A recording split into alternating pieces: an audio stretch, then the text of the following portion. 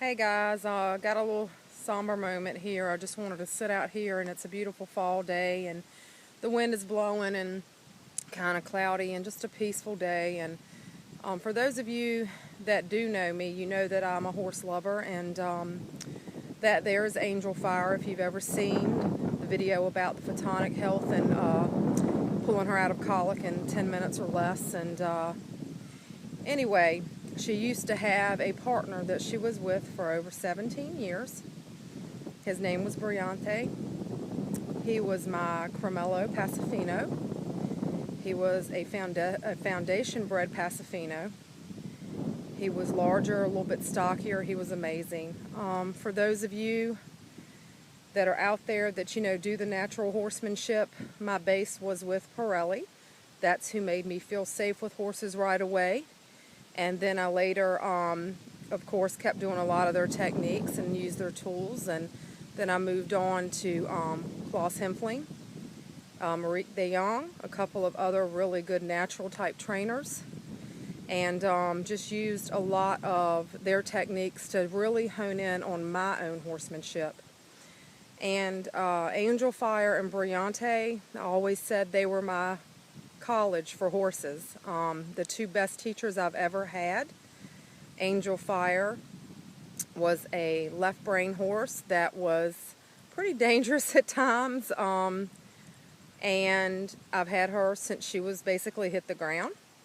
And she was kind of an explosive young foal, and then she grew up to be big and bad for a little while, and then I just really dug into my horsemanship and really knew that it was more about me than the horse. And Brillante was killed here on the farm. Freak accident. He hit a gate pole. Don't know what spooked him. Don't know exactly what happened. All we could tell is his temple and eye were badly swollen. The good news is he did not suffer. The ground around him was not even disturbed. Basically, where he fell, he died. I'm still dealing with his loss. Sorry. Okay. Primarily because he taught me so much. He was an extreme right brain extrovert. When I first fell in love with him, he was a 3-month-old. And then later on, he came into the barn that I was working, and we would cluck in another horse or something in the aisleway, and he would climb the back wall. Well, most people would run away from a horse like that, but I fell in love with him because I just knew I could fix him. Little did I know that him and Angel would both help fix me, and yet I'm still a work in progress. What they have done for me, I owe them so much. And I wanted to do this video not to sit and whine about the loss of my horse. A great partner, a great challenge, someone that made me dig deep into myself and my horsemanship. But for those of you out there that are dealing with a, quote, difficult horse, and you're willing to put the time in, the blood, sweat, the tears, and you're willing to look at that horse as your mirror, because trust me, they are. Both of my horses mirrored the things that I had kept inside. We all have our past, and it brought up, the fear, the anxiety, the anger that I still harbored onto. All those years because of what I dealt with as a child. And both of those horses helped heal me. They made me look deep within, because it's so funny that they both were my mirrors. Angel, the fiery blondish redhead, well, so am I, and she had lots of fire and grit, and she wasn't going to let anybody tell her what to do. Well, that was me at one point in my life. Fear was my enemy, because as a child, I saw so many things that you should be afraid of. But she was the biggest fear I ever conquered, because I'll never forget that day I wrote Linda Pirelli about how afraid I was of her. And, excuse me, how she told me to put barrels around myself just to do the circle game in a round pen so that I would feel protected. And I remember that day that I conquered my fear with her. And from that day on, I could climb mountains. There wasn't a horse out there that I was scared of. And for a long time, people with these really troubled horses that it was their owners, let's face it, most of the time, things that they were dealing with that they didn't deal with and they didn't clear up. And these so-called dangerous horses, I would go and I couldn't wait to get my hands on them. I went out there with a big smile on my face and proved every time that it's not the horse. And Brillante helped me in so many ways because he was the extreme difference. He was extreme right-brained. He was going to hurt himself or somebody else, and you couldn't catch him. Oh my gosh, he was horrible about all that stuff. And then soon I became the girl at the barn that was the only one that could handle him. I watched him drag a man over 70 feet just to try to teach him how to lunge. And here he became my partner, such a beautiful partner. He was easily my level 3. He was amazing on the ground. We became dance partners. And I owe so much to him. And his loss is going to be really hard. And, but for you out there that are experiencing the things that I went through, the fear, the desperation, you feel like, oh my gosh, I need help. Well, you know what? Go and get that help. If you really don't want to give up on that horse and you feel that you can learn something from that horse, if you're willing to look at yourself and say, what am I doing wrong?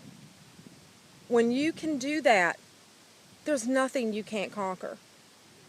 I can tell you that horse that's sitting right there before you is my girl. I never thought that I would be able to not be afraid of that horse. She's 16-2 and full of spunk. Brillante, I never thought he would not be afraid of me or another human. He ended up being one of the best behaved horses for the vet, for the farrier, for anybody. Whoops, girl. And he became a testimony of how hard work does pay off. How when you're willing to look at yourself first and then fix your horse, right? But they're really fixing you. Don't forget that. It is such a beautiful relationship, and I miss him so, so much. I never went out to work him with a halter even, or even Angel anymore. How dare I, basically to them, that's me saying that they don't know what they're doing. So they're like, I know she's not bringing that halter and lead rope out here. How dare she? Everything we did was at liberty. Everything. Free. And who would have thought that I would have gotten that far with those two kind of extreme horses? But I was extreme myself. And though I'm, like I said, still a work in progress, I don't get discouraged because you know what? There's still things that Angel's fixing. Maybe Brillante's journey with me was over. Maybe he taught me all that he needed to teach me.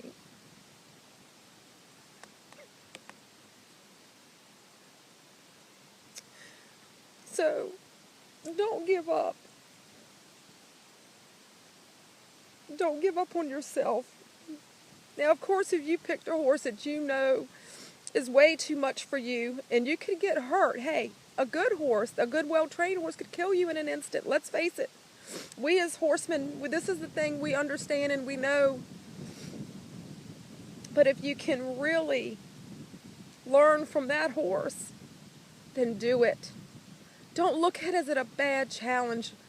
Look at that challenge with a smile. And understand that they're going to help you more than any human could ever help you.